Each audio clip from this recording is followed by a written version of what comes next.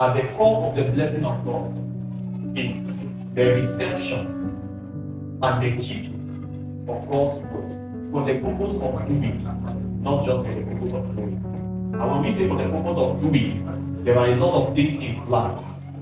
There are different dimensions, or there are two major dimensions of doing.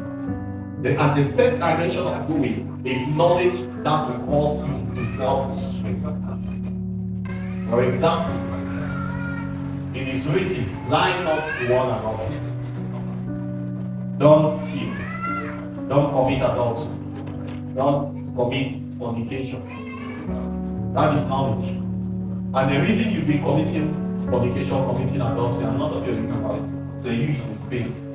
The reason you've been committing fornication or adultery is because you have a wrong emotion. And so when you hear the word, you now have a plumb line or an anchor for which you can anchor your body that is exercising those motions, or your mind that is fostering those motions to a different direction. At that state, your relationship with the word is self-control. Now, when you consistently do that, while meditating on scriptures, there is another thing that is daily occurring in your life.